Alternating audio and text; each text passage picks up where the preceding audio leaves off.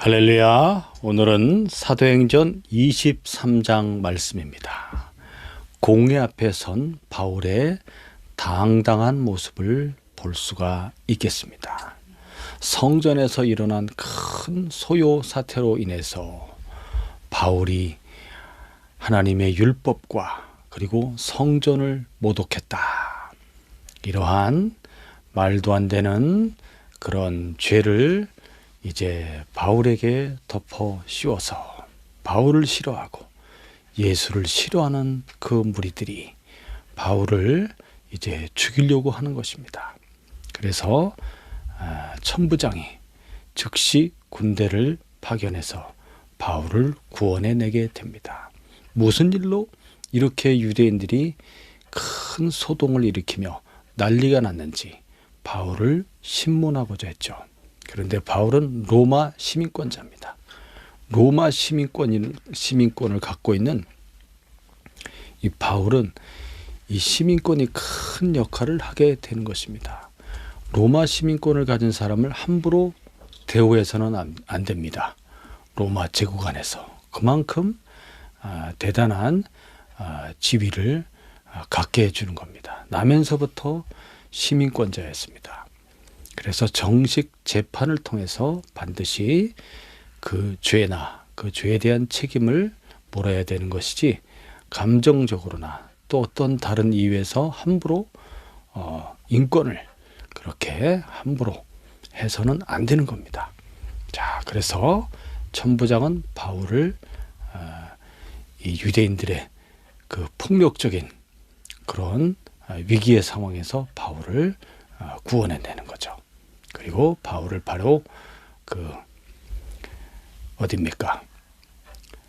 그 성전 바로 옆에 있는 그 부대가 주둔하고 있는 그 요새로 들어가게 되는 거죠.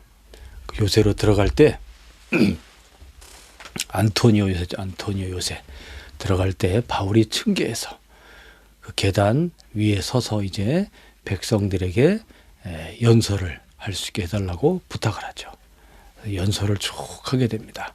쭉 하게 되었고 여전히 이스라엘 이 유대인들은 이 바울이 이제 이방인에게로 보내심을 받은 이제 하나님의 사도다라는 것을 밝히게 되자 더 흥분하여서 바울을 막 죽이려고 했죠. 그래서 바울을 영내로 데리고 들어가게 되는 것입니다. 그리고 나서 이제 이 모든 일에 대해서 진상을 확실하게 파악하기 위해서 이제 공회를 소집하게 되는 것입니다. 천부장의 주선으로 공회가 소집이 되게 되는 겁니다. 오늘은 그 공회 앞에서 바울이 어떻게 당당하게 그들과 이제 그들에게 자신을 변호하는지 그것을 살펴보도록 하겠습니다. 바울을 공회 앞에 세우시는 하나님의 뜻이 무엇일까 한번 살펴보고요. 위기 때마다 바울을 구원하시는 하나님은 어떤 계획을 갖고 계신지 또 살펴보도록 하겠습니다. 바울을 가이사랴 총독에게로 보내는데 중요한 역할을 하고 있는 사람이 있습니다. 바로 천부장입니다. 천부장. 자, 사도행전 23장 1절부터 같이 읽어보겠습니다. 시작. 바울이 공회를 주목하여 이르되 여러분 형제들아 오늘까지 나는 범사의 양심을 따라 하나님을 섬겼노라 하거늘 대제사장 아나니아가 바울 곁에 서 있는 사람들에게 그 입을 치라 명하니 바울이 이르되 회칠한다며 하나님이 너를 치시리로다. 내가 나를 율법대로 심판한다고 앉아서 율법을 어기고 나를 치라 하느냐 하니 곁에 선 사람들이 말하되 하나님의 대제사장을 내가 욕하느냐. 네. 천부장의 주선에 의해서 공회가 열리게 되었습니다. 정식 공회는 아닌 것 같고요. 임시 공회로 열리게 된 것입니다. 성전 옆에 사내들인 공회가 있습니다. 아마도 거기서 공회가 열리게 된 것 같습니다. 공회 앞에 선 바울. 자, 여기 말씀에 나오지 않았지만 아마도 바울의 죄목에 대해서 이미 바울의 죄에 대한 이야기가 먼저 나왔을 겁니다. 자, 그 이야기를 듣고 바울이 자신을 변론하게 되는 것입니다. 여러분 형제들아, 또 이렇게 여러분 형제들아, 공회가 열리게 되면 71명의 공회원들이 모이게 되죠. 대제사장이 공회 의장이 되겠고, 그리고 거기 사두개파 사람들과 바리새파 사람들이 이제 70명의 공회원들이 모이게 됩니다. 거기서 예수님도 그 공회에서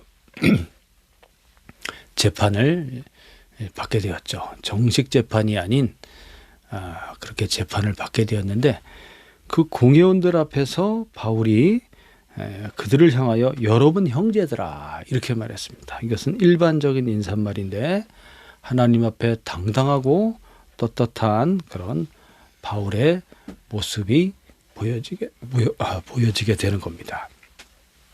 여러분 형제들아,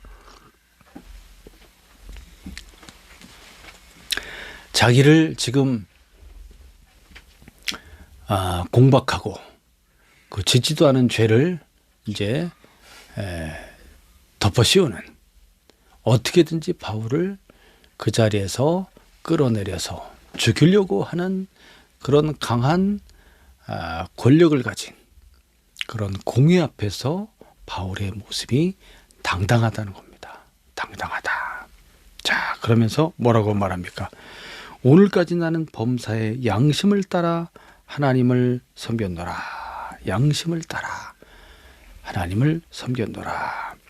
자, 그러면서 그렇게 얘기하니까 대제사장, 그 당시 대제사장이 아나니아였습니다. 아나니아 이 대제사장은 상당히 잔인하고 탐욕스러운 사람이라고 알려져 있습니다. 이 대제사장이 제사장들에게서부터 10분의 1을 이 세금을 받았어요. 세금을 받아서 자기가 착복을 했지. 네, 그런 아주 탐욕스럽고 잔인한 자였습니다.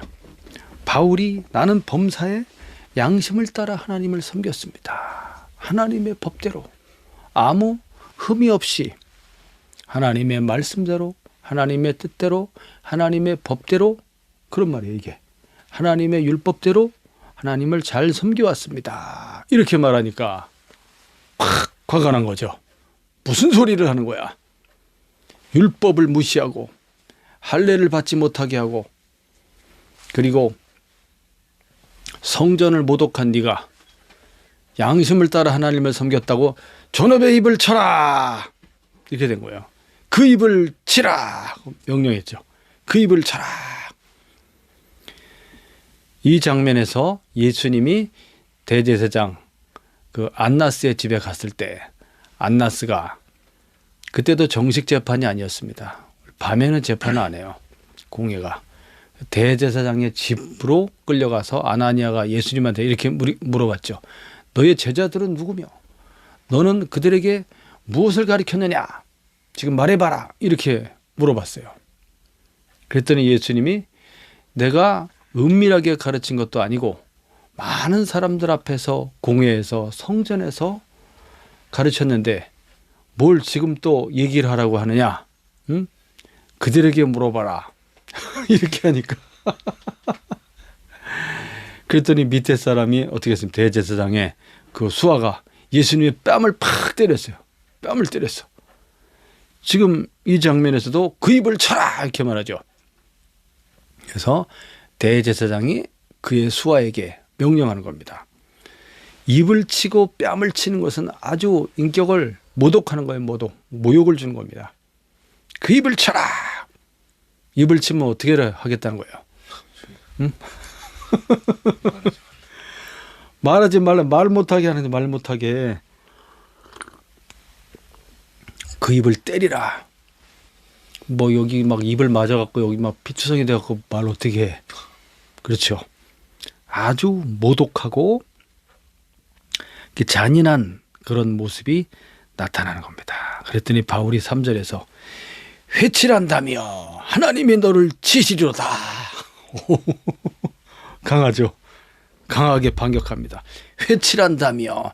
이 회라는 것은 이제 석회, 하얀 석회가루를 담에다가 바르는 겁니다. 그럼 아주 깨끗해 보이고, 그러니까 이 담이 뭔가 기초가 부실해서 흔들흔들하는 안정적이지 못한 부실한 담이에요.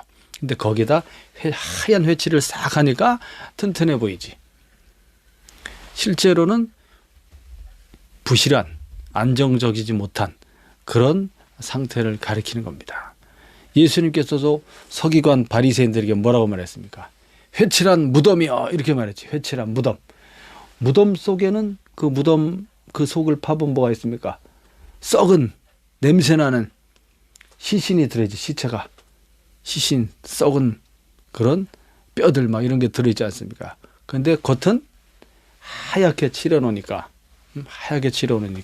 깨끗해 보이지. 근데 그 속은 그렇게 흉하고 더럽고 악하다는 겁니다. 바울이 그렇게 말했어요. 회칠한 담이여, 하나님이 너를 치시로다. 네가 나를 율법대로 심판한다고 앉아서 율법을 어기고 나를 치라 하느냐. 재판이라는 것은 지금 이 사람의 이야기를 다 들어봐야지. 이야기도 들어보기 전 이제 시작하는데 입을 쳐라 그래버리면 말하지 말라는 거 아닙니까? 재판 율법대로 심판한다고 앉아서 율법을 어기고 나를 치라 하느냐, 이렇게 바울이 맞섰습니다. 그랬더니 곁에 선 사람들이 네가 하나님의 대제사장을 욕하느냐?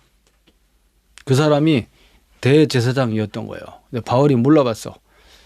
아마도 정식 재판이 아니어서 대제사장의 옷을 입지 않았을 수도 있고, 하여튼 바울은 몰랐습니다. 그 다음 5절부터 읽어보겠습니다.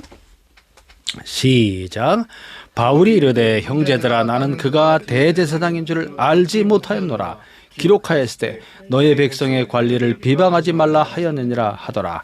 바울이 그중 일부는 사두개인이요 다른 일부는 바리새인 줄을 알고 공에서 외쳐 이르되 여러분 형제들아, 나는 바리새인이요 또 바리새인의 아들이라. 죽은 자의 소망 곧 부활로 말미암아 내가 신문을 받노라. 그 말을 한적 바리새인과 사두개인 사이에 다툼이 생겨 무리가 나누어지니 이는 사두개인은 부활도 없고 천사도 없고 영도 없다 하고 바리새인은 다 있다 함이라.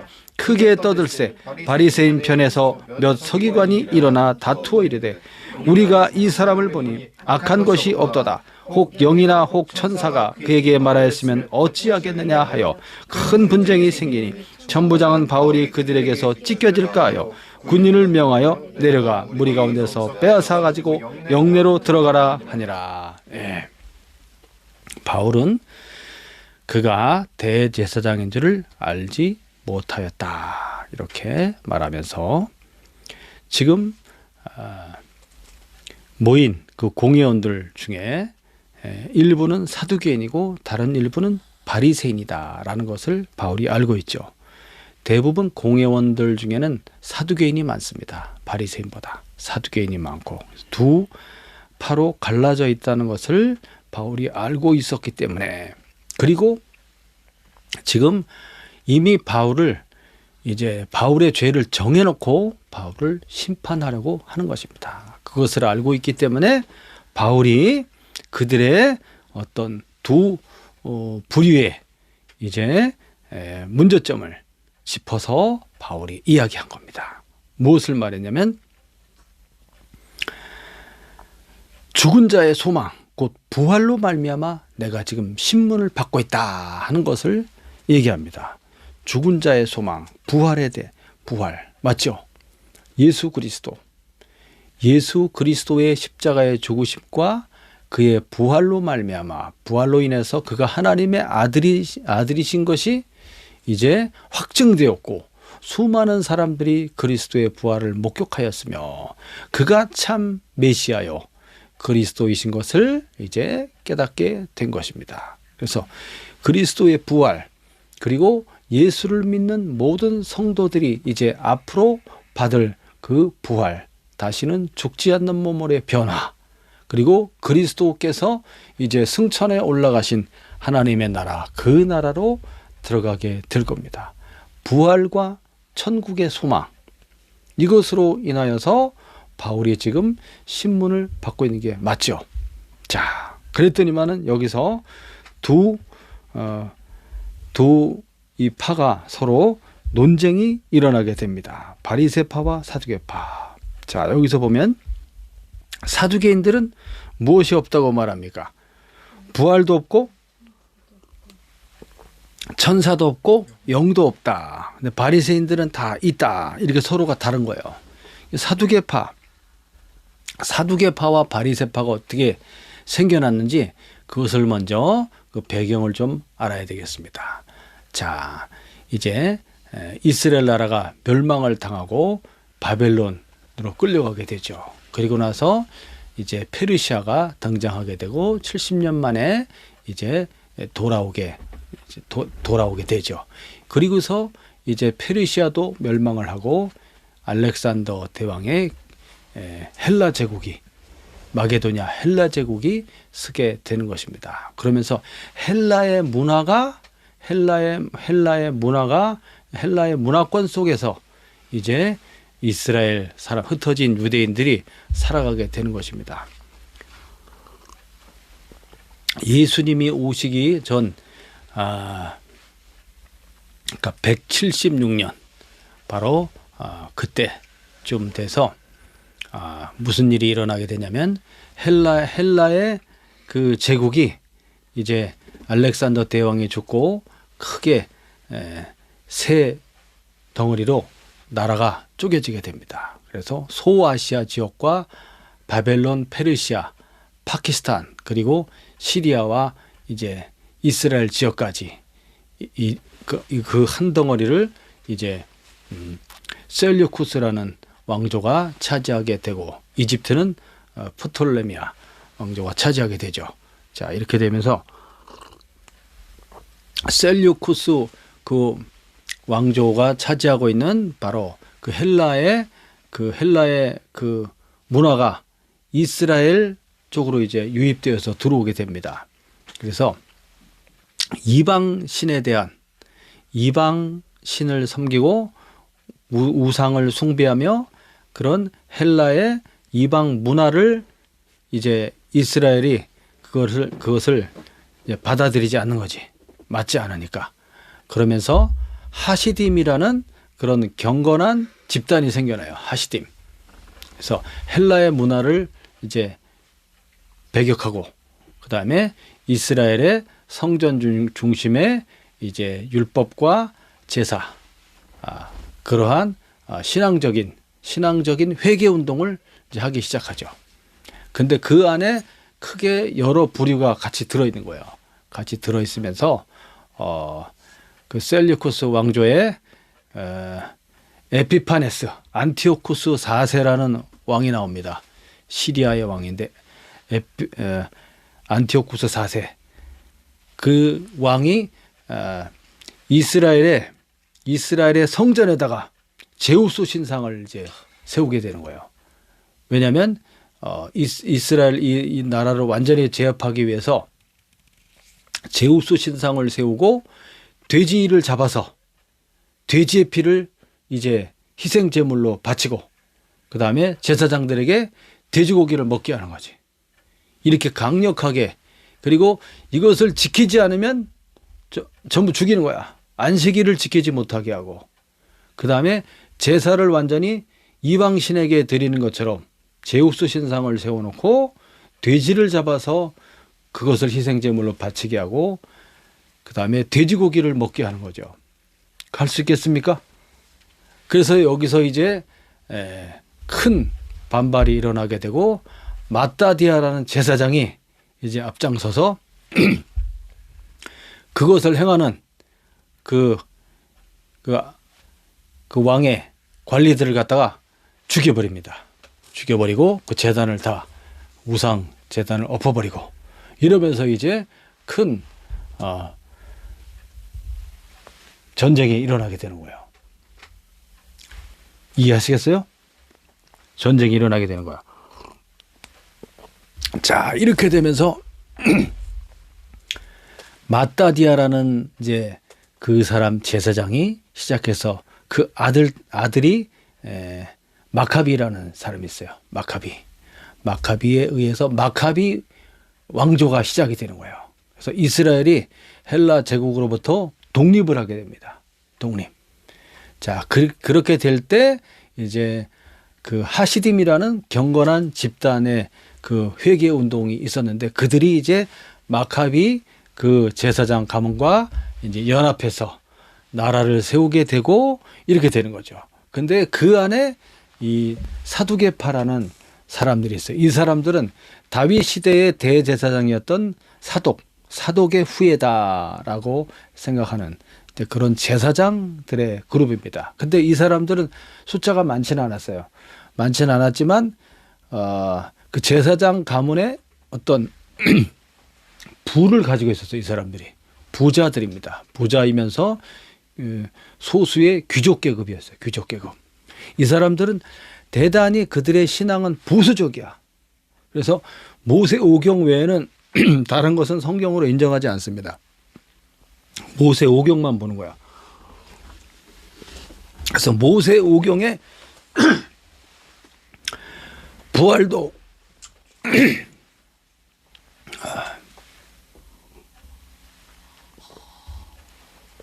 모세 오경에 부활도 그리고 천국도 영도 천사도 없다. 이렇게 이제 이 사람들이 믿는 거예요. 그리고 대단히 현세적이야. 현세적. 참 특이한 그런 신앙 구조와 체계를 갖고 있습니다. 매우 현세적인 사람이에요. 신앙적으로는 대단히 보수적이야. 또 모세 오경 외에는 다른 선지서나 이런 모든 시편이라는 인정하지 않아. 오직 모세 오경만을 인정을 하면서 그러면서 대단히 현세적이며 세속적이지. 그래서 권력지향적 정치적인 어떤 그런 목적과 그리고 부를 추구하고 정치적인 권력을 추구하는 그런 사람들이었어요. 이 사두개파 사람들이. 그래서 마카비 왕조가 이제 시작이 되면서 이제 그들도 좀 세속화되기 시작합니다. 세속화 될 때 이 사두개파들이 거기서 이제 대제사장직을 갖게 됩니다. 대제사장직. 그래서 이 사람들은 헬라 제국과 항상 이렇게 친화적인 그런 관계를 갖게 됩니다. 자, 뒤에 이제 로마가 나오죠. 로마하고도 친하게 되고 그러다 보니까 그 나중에 헤롯 왕가하고도 친하게 되는 그러면서 권력을 유지하고 부를 쫓아가는 거지. 그러면서 인간의 자유의지를 대단히 중요하게 생각해요. 인간의 자유의지. 그러다 보니까 하나님의 섭리나 하나님의 능력이나 하나님의 권능이 역사하는 것에 대해서는 전혀 관심이 없는 거예요. 인간의 자유의지를 존중하기 때문에 그런 신앙적인 그런 배경을 갖고 있습니다. 이 사람들이 사두개파지. 그러다 보니까 부활도 없다는 거야. 성경에 안 나와 있고 천국에서 어떤 보상 받는 것에 대해서도 부정적이야. 천사도 없다 그래. 영도 없다. 그러면 죽으면 어떻게 되느냐. 영혼도 죽음과 함께 없어진다. 이렇게 생각하는 사람들이 이 사람들이 대단히 현실적인 사람들이지. 현실적. 이 사람들이 권력을 갖고 있다는 거야. 그래서 이 사두개파가 공회원의 대부분의 공회원이 사두개파가 훨씬 많아요. 자, 그리고 바리새파는 어떤 사람들이냐면 그 하시딤이라는 경건의 그 운동하는 그 집단에서 나온 사람들인데 이 사람들은 모세 오경과 함께 그 다음에 다른 구약의 성경을 다 인정을 해.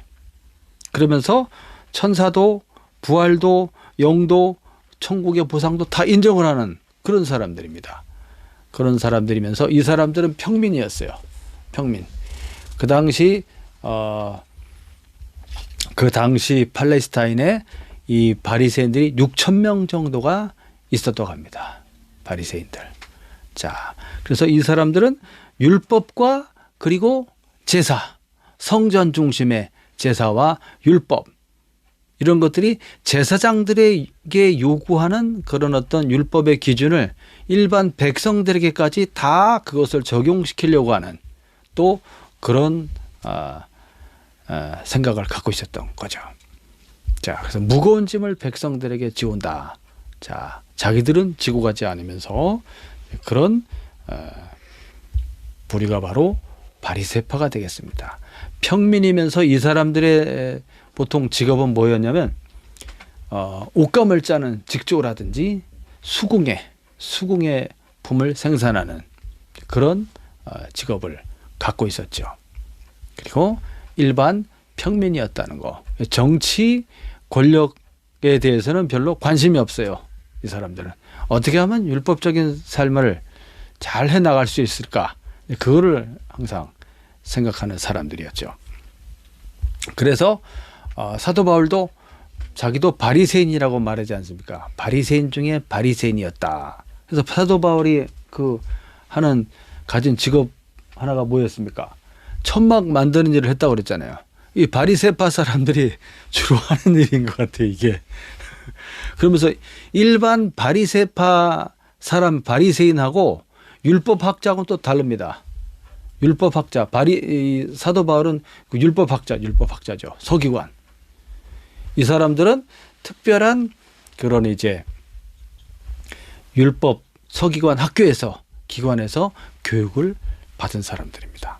자, 이렇게 크게 두 부류가 있었다. 그럼으로써 부활에 대한 이야기를 꺼냄으로써 부활 논쟁이 확 강하게 일어나기 시작합니다. 두 그룹이 확 충돌하는 거예요. 그래서 바리새인 편에 서 있던 몇 서기관들이 일어나서 도리어 바울의 편을 들어주는 거예요. 바울, 이 사람 보니까 악한 것이 없도다. 혹 영이나 혹 천사가 그에게 말하였으면 어찌하겠느냐. 왜냐하면 바울이 했던 이야기 중에 이제 예수님 만났다는 이야기도 있었고, 그리고 그런 이야기들을 쭉 했잖아요. 그러니까 영들이 또는 천사가 이 사람에게 이야기해 줬으면은 어떡할 거냐 이거죠. 이 사람 말이 진짜일 수 있다. 이러면서 이제 바울 편을 갑자기 들게 되면서 이제 큰 분쟁이 일어나게 됐습니다. 이러다간 또 바울이 그들에게 붙잡혀서, 여기 보니까 그들에게 찢겨질까? 예, 또 붙잡혀서 바울을 막 찢을 정도로 그렇게 큰 이제 폭력이 일어날 수가 있는 거죠. 그래서 천부장이 바울을 구원해냅니다. 군인들을 명하여서 내려가 무리 가운데서 빼앗아 가지고 영내로 들어가라. 빼앗아가라. 그러니까 두 부류가 막 바울을 그냥 막 한쪽에서는 바울을 막 죽이려고 막 달라들었겠지. 사두개파 쪽에서는. 또 한쪽에서는 아니다 그러면서 바울을 또 막 이렇게 서로 막 잡아당기는 그런 상황. 그래서 천부장이 결단을 내렸습니다. 이러다 큰일 나겠다. 그래서 바울을 빼앗아 영내로 데려가라. 그래서 영내로 들어가게 됩니다. 11절부터 또 읽어보겠습니다. 시작. 그날 밤에 주께서 바울 곁에 서서 이르되 담대하라. 내가 예루살렘에서 나의 일을 증언한 것 같이 로마에서도 증언하여야 하리라 하시니라. 날이 새매 유대인들이 당을 지어 맹세하되 바울을 죽이기 전에는 먹지도 아니하고 마시지도 아니하겠다 하고 이같이 동맹한 자가 40여 명이더라. 대제사장들과 장로들에게 가서 말하되 우리가 바울을 죽이기 전엔 아무것도 먹지 않고 굳게 맹세하였으니 이제 너희는 그의 사실을 더 자세히 물어보려는 척하면서 공회와 함께 천부장에게 청하여 바울을 너희에게로 데리고 내려오게 하라. 우리는 그 가까이 오기 전에 죽이기로 준비하였노라 하더니 바울의 생질이 그들이 매복하여 있다함을 듣고 와서 영내에 들어가 바울에게 알린지라. 네. 그날 밤에 주님께서 또 바울에게 나타나셨습니다. 바울 곁에 서서 이르되 담대하라. 네가 예루살렘에서 나의 일을 증언한 것 같이 로마에서도 증언하여야 하리라 하면서 예수님이 바울에게 직접 말씀해 주셨어요. 로마로 가게 될 것이다. 야, 앞으로 바울은 이제 이 모든 위기의 상황 가운데 그가 어떤 과정을 거쳐서 로마까지 가게 될 것인지 우리는 성경을 이제 읽어가면서 그것을 보게 될 겁니다. 야, 로마까지 가게 되겠구나. 이미 하나님께서 총독들과 그리고 왕들 앞에서 예수님에 대해서 증언할 것이다라고 이야기했습니다. 바울이 그동안 겪어왔던 모든 것을 이야기하면 되는 거예요. 그 속에서 예수 그리스도가 이제 어떻게 세상을 구원하기 위해서 오셨고 행하신 모든 일들, 예수의 이름으로 나타났던 모든 기적들, 그리고 이방인들이 구원받는 그 모든 일들, 그런 것들을 쭉 증언하게 하시는 겁니다. 자, 날이 새웠고 유대인들이 이제 바울을 죽이려고 공모를 하게 됩니다. 은밀하게 동맹을 했는데 40여 명이나 되었다고 그랬죠. 바울을 죽이기 전에는 먹지도 않고 마시지도 않겠다. 어떻게 하면 저놈을 죽일까? 계략을 세운 겁니다. 그래서 대제사장들과 장로들, 공회원들이죠. 공회원들이 가서 다시 바울에게 물어볼 게 있기 때문에 공회로 좀 데리고 가야 되겠다. 그래서 공회로 이제 가는 길에 매복하여 있다가 그냥 덮쳐서 바울을 죽이려고 그런 작전을 세웠던 겁니다. 자, 천부장한테 가서 그렇게 이야기를 이제 해서 바울을 데려오게 하고 이제 오는 동안에 그냥 바로 덮쳐서 죽이려고 그렇게 매복을 하는 작전을 세운 거죠. 40명이나. 야, 그걸 16절에 보니까 바울의 생질, 바울의 조카가 그 이야기를 들은 겁니다. 야, 그들이 매복하여 있다함을 이 사람이 들었어요. 그래서 바울에게 가서 그 이야기를 알려주는 것입니다. 자, 또 말씀을 보도록 하겠습니다. 17절부터 시작. 바울이 한 백부장을 청하여 이르되 이 청년을 천부장에게로 인도하라. 그에게 무슨 할 말이 있다 하니 천부장에게로 데리고 가서 이르되 죄수 바울이 나를 불러 이 청년이 당신께 할 말이 있다 하여 데리고 가기를 청하더이다 하매 천부장이 그의 손을 잡고 물러가서 조용히 묻되 내게 할 말이 무엇이냐. 대답하되 유대인들이 공모하기를 그들이 바울에 대하여 더 자세한 것을 묻기 위함이라 하고 내일 그를 데리고 공회로 내려오기를 당신께 청하자 하였으니 당신들은 그들의 청함을 따르지 마옵소서. 그들 중에서 바울을 죽이기 전에는 먹지도 않고 마시지도 않기로 맹세한 자가 40여 명이 그를 죽이려고 숨어서 지금 다 준비하고 당신의 허락만 기다리나이다 하니 이에 천부장이 청년을 보내며 경계하되 이 일을 내게 알렸다고 아무에게도 이르지 말라 하고 백부장 둘을 불러 이르되 밤 제3시에 가이사랴까지 갈 보병 200명과 창병 200명을 준비하라 하고 또 바울을 태워 총독 벨릭스에게로 무사히 보내기 위하여 짐승을 준비하라 명하며 아주 지금 상황이 급박하게 돌아가고 있습니다. 바울의 조카가 그 이야기를 듣지 못했다면 바울은 이날 그냥 그 다음날 죽는 거였어요.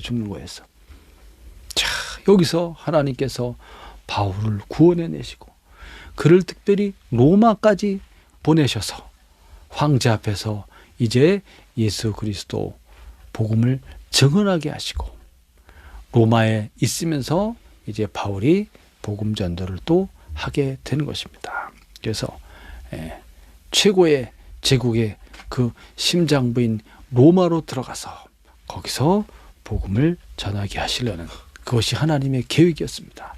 그렇기 때문에 지금은 바울이 죽을 때가 아닙니다. 그래서 위기 가운데 건져내시는 바울의 조카를 통해서 그 이야기를 듣게 하시고 은밀하게 이제 이 청년이 할 말이 있다.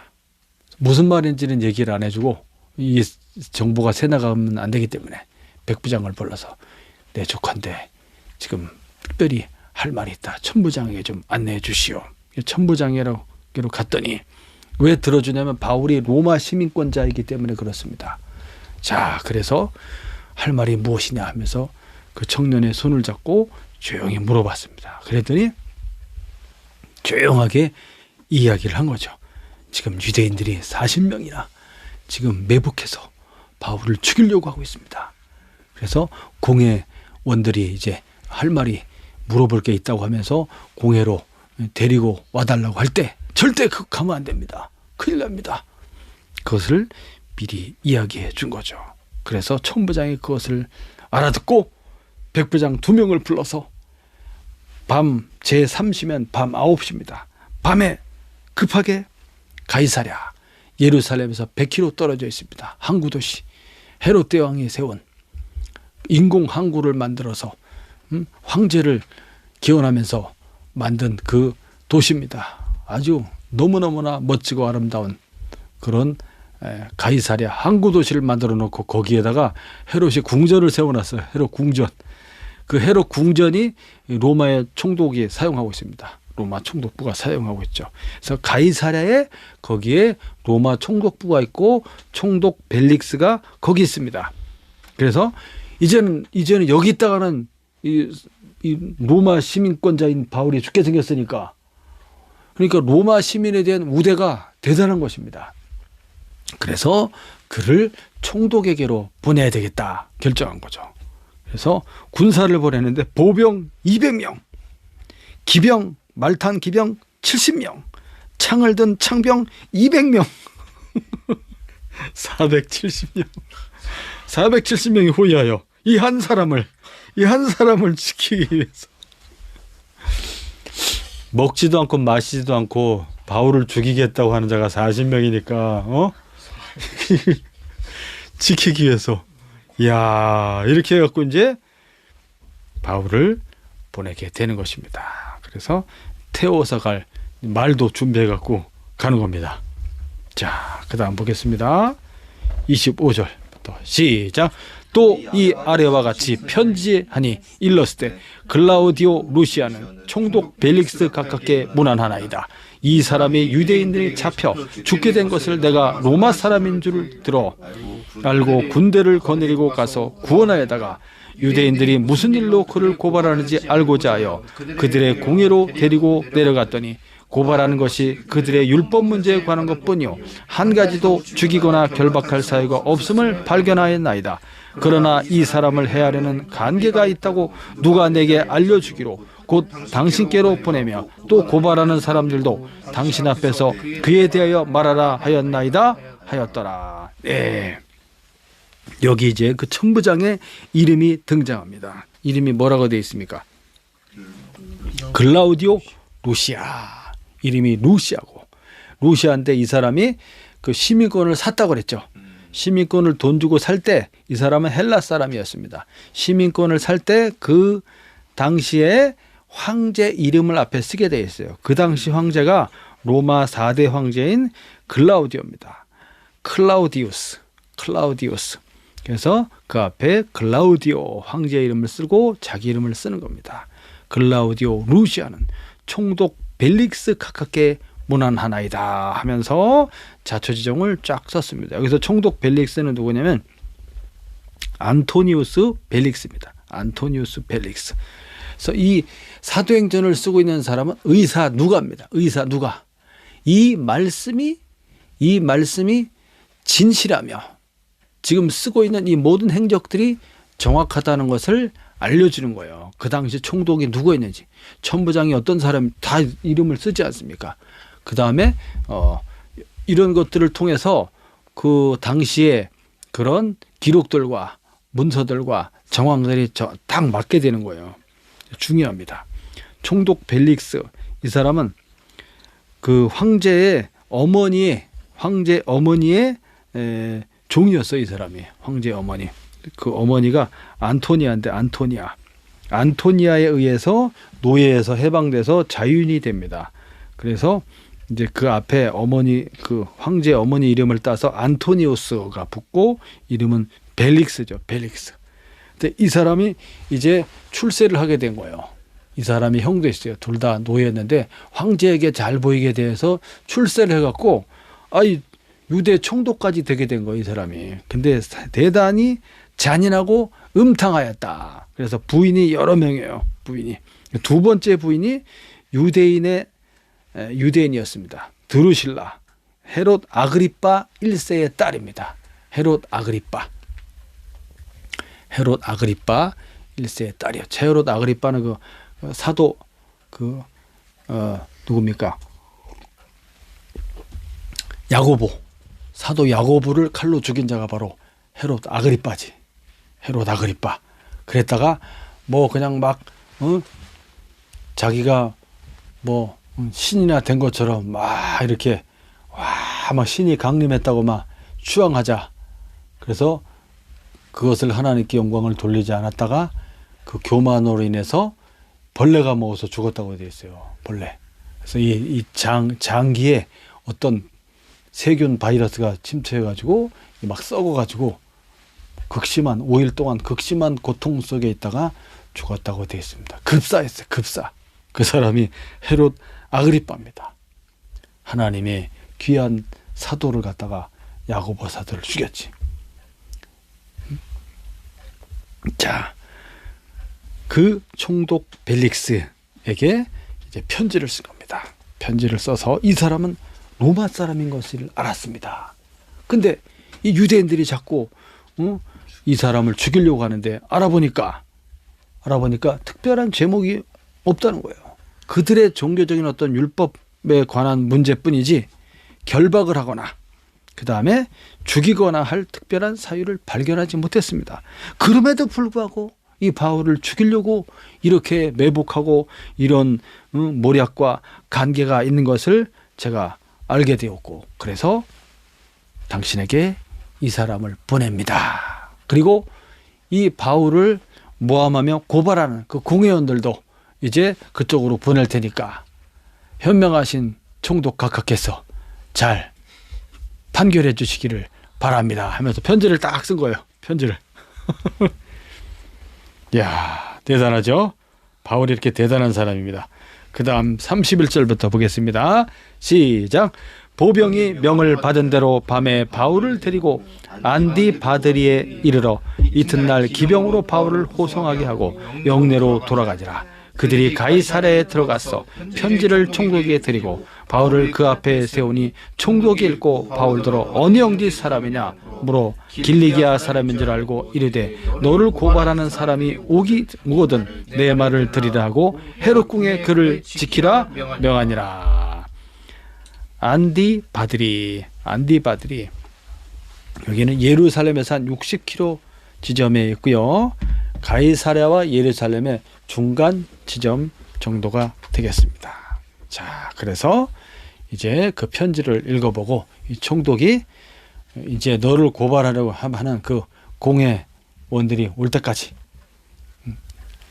헤롯궁에 머물러 있어라 하면서 헤롯궁에다가 모셨어요.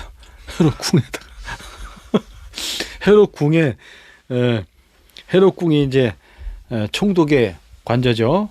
그러면서 근데 궁을 지을 때는 요새로 집니다. 요새이면서 거기가 또 재판의 장소로서도 활용이 되고 지하에는 감옥이 마련되어 있다고 했습니다. 그런데 바울은 특별히 죄가 없기 때문에 이 지하 감옥에 가두진 않았을 거고 그냥 궁 안에 어느 이제 별관에 그를 감금했을 겁니다. 구금한 거지. 밖에 못 나가게. 그 안에 있게. 그래서 바울이 이 가이사랴에서 2년 동안 있게 됩니다. 2년 동안 그 안에 있으면서 이제 사람들을 이제 오게 해서 만나고 나가지 못하지만 사람들을 초청할 수 있어요. 오게 해서 말씀도 전하고 그렇게 합니다. 2년 동안 가이사랴에 바울이 머물러 있게 되는 것입니다. 자, 총독의 관저. 마가복음 15장에 보면 브라이도리온 이렇게 써 있습니다. 브라이도리온, 총독의 관절을 말합니다. 그래서 헤롯궁에 바울이 있게 됐죠. 2년 동안 있게 되면서 그리고서 이제 여기 지도에 보시면 이제 로마로 가게 됩니다. 가이사랴에서 바울이 시돈으로 가서 거기서 배를 타고 이제 가이사랴죠. 가이사랴에서 배를 타고 이제 이렇게 쭉 항로를 따라서 그레데 섬에 도착했다가 이때가 겨울입니다. 겨울인데 급하게 이 뱃사람들이 급하게 가려고 하다가 이제 풍랑을 만나서 이렇게 고생을 하고 그리고 구원을 받아서 무사히 로마까지 바울이 가게 되는 그 장면이 이제 사도행전 28장까지 이야기가 쭉 나오게 됩니다. 자, 할렐루야. 하나님께서 그를 부르시고 바울을 부르시고 그가 모든 사명을 다 완수할 때까지 하나님께서는 항상 그 곁에 계신다는 거. 주님이 바울 곁에 서서 아까 말했다고 하지 않습니까? 너를 로마까지 보낼 것이다. 지금까지 네가 잘해왔고 왕들 앞에서도 이렇게 복음을 전했고 공회에서도 복음을 전한 것 같이 이제 로마 황제 앞에서도 네가 나를 전하게 될 것이다. 내가 끝까지 너와 함께하겠다 하면서 위로의 말씀을 주지 않습니까? 할렐루야. 네. 하나님께서 주시는 사명이 무엇인지, 하나님께서 우리에게 보여주시는 비전이 무엇인지 그것을 알아야 됩니다. 우리가 그저 그런 사두개인처럼 돈이나 어떻게 부나 권력이나 그런 것을 추구해 가면서 엉터리 같은 그런 신자가 되어서는 안 된다는 거죠. 세속화되어서 예수님도 알아보지 못하고 그냥 돈이나 밝히고 그냥 어떻게든지 출세나 하려고 그러고 어떻게든지 권력이나 좀 잡아보려고 그러고 명예나 좀 어떻게 해보려고 그러고 천국에 대한 소망도 없고 그러니까 어떻게 사는 거예요? 어떻게 살아가는 거야? 너무나 세속적인 삶을 살아가는 거예요. 천국에 대한 보상도 아까 모른다고 하지 않았습니까? 인정하지 않는다고. 부활도 인정하지 않고. 이 사두개는 예수님한테 뭐라고 그랬습니까? 부활에 대해서 이 사람들이 인정하지 않으면서 어떤 여자가 있었는데 남편이 죽어가지고 그 동생을 이제 또 신랑으로 맞아들였는데 그 동생도 죽고 또 그 동생도 죽고 다 죽어서 천국에 갔을 때 누가 그 여인의 남편이 되겠습니까? 이런 거 물어봤잖아요. 그러니까 예수님이 저 인간들은 부활을 안 믿는 사람들이에요. 그러니까 천국에는 시집가고 장가가는 것도 없으며 이렇게 말했죠. 영원토록 부활의 몸을 갖고 살아가는데 그런 사두개인들 그런 사람이 되면 안 된다는 거죠. 우리들은 또 바리새인처럼 이 모든 율법이나 제사나 성전이 다 예수님을 가리키고 있는 것인데 그거는 전혀 생각하지 못하고 오직 자기들만 잘났다고 생각하면서 교만하여 가지고 그 어떤 율법의 어떤 그런 것을 지키기 위해서 결국은 그것을 통해서 남을 비방하는 데 쓰는 거예요. 남을 비난하는데 너 이거 안 했어. 너 왜 저거 안 했어. 왜 안식일날 걸어다녀. 왜 안식일날 병을 고쳐. 이런 거나 하지. 가난하고 병들고 그 참 어렵고 고난과 고통 속에 그 죄인들과 세리들과 창기들과 그리고 이방인들과 하나님의 법도 모르는 이방인들 그들을 예수님이 가까이 가셔서 그들에게 천국의 복음을 전해주시고 그들도 새롭게 될 수 있는 기회를 주시고 그들을 변화시켜서 새롭게 하셔서 병든 자를 고쳐주시고 가난한 자에게 천국의 소망을 주시고 이방인들도 하나님의 자녀로 부르심을 받아 구원받을 수 있다는 그런 놀라운 은혜의 복음을 전해주시고 이 세상이 전부가 아니라 이제 영원한 하나님의 나라가 가까이 왔다는 것을 말해주면서 새로운 삶의 기회를 주시고 그 죄를 용서해 주시고 하나님의 거룩한 자녀로 삼아주시고 불러주시는 그 은혜, 이런 것은 생각하지 않는다는 거예요. 바리새인들은 그저 그냥 성경만 열심히 읽고 앉아서 달달달 외우고 쓰고 하지만 형제를 사랑하는 것은 없다는 거지. 내 이웃과 형제가 지금 고통을 당하고 그 부잣집 앞에서 그렇게 온몸에 이렇게 피부병이 나서 개들이 그 피부병을 핥아주고 있고 앉아서 그 부자의 상에서 떨어지는 부스러기를 먹고자 이렇게 불쌍한 그 나사로, 그 사람도 그 부자의 한 유대인이요, 한 형제라는 거예요. 내 형제가 고통을 당하고 있는데도 그 부자는 날마다 잔치하면서 그 사람을 돌아보지 않았죠. 어떻게 됐습니까? 그 거지 나사로는 죽어서 천국에 들어가세요. 천국에 아브라함의 품에 안기고 그 천국의 그 구원의 은혜를 누리면서 행복하게 영원토록 살아가게 되는 것이 아닙니까? 부자는 어떻게 됐습니까? 꺼지지 않는 지옥 불 속에 들어갔어요. 꺼지지 않는 지옥 불 속에. 갑자기 이렇게 하늘이 이렇게 열리면서 나사로가 있는 것을 보고 나사로한테 좀 시켜갖고, 아직도 나사로가 너네 집 앞에서 빌어먹는 거진 줄 아느냐, 나사로를 좀 시켜가지고 아브라함님 그 나사로 좀 시켜서 좀 그 물방울 좀 한 방울만 좀 떨어뜨려 주세요. 보이기는 보이지만 그 갈 수가 없어. 거기를 물방울이 거기 도달할 수도 없고 안 된다. 이 땅에 사는 동안 잘했어야지. 이 땅에 사는 동안 진정한 믿음을 갖고 제대로 된 신앙을 갖고 제대로 된 하나님과 하나님의 아들 그리스도 예수를 바로 영접하고 바른 신앙과 믿음으로 살아가야죠. 가난하고 고통받는 형제와 이웃을 외면해서는 안 되는 거죠. 자, 여러분, 하나님께서 우리에게 주시는 비전과 사명을 확실하게 깨달아서 그것을 위해서 우리가 살아가야 되는 것입니다. 인생은 어떻게 보면 긴 것 같지만 엄청 짧습니다. 짧은 인생을 우리가 살아가는 중에 영원한 하나님 나라 천국에 투자를 해야 되는 거예요. 이 짧은 인생 동안 거룩하고 진실하고 의로운 그리스도 예수의 보혈의 은총으로 말미암아 죄사함을 받은 우리가 다시 죄 짓는 길로 가서는 안 된다는 거예요. 거룩함을 입은 우리들이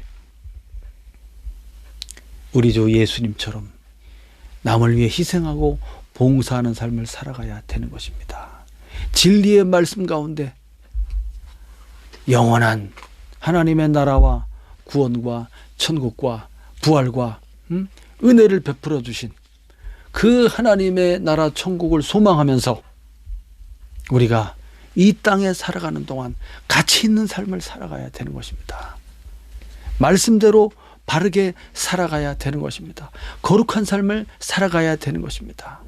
이웃과 형제를 진심으로 사랑하고 남의 허물과 죄를 용서해 주는 그런 삶을 살아가야 되는 것입니다. 그러면 하늘에서 보상을 받게 되는 거예요. 천국에서 말로 다 할 수 없는 그 어마어마한 보상이, 상급이 기다리고 있는 거예요. 그것을 우리가 받아야 되는 것입니다. 부활과 천국의 소망을 갖고 사도 바울이 이제 그 목숨이 다하는 그날까지 그렇게 열심히 달려갔던 것처럼 우리 주님께서는 바울에게 이제 원하셨던 그의 마지막 복음 전도까지 주님께서는 그거를 다 완수할 때까지 옆에 곁에 서서 기다리시고 도와주시고 위로하시고 힘을 준다는 사실을 잊지 마시기 바랍니다. 그래서 끝까지 우리가 최선을 다해서 주와 복음을 위해서 달려간다면 하나님 나라에 바울에게 면류관이 예비되어 있다라고 바울이 말했던 것처럼 우리 앞에도 그와 같은 놀라운 면류관이 기다리고 있는 것입니다. 오늘도 복된 주일 되시기 바랍니다. 기도하겠습니다.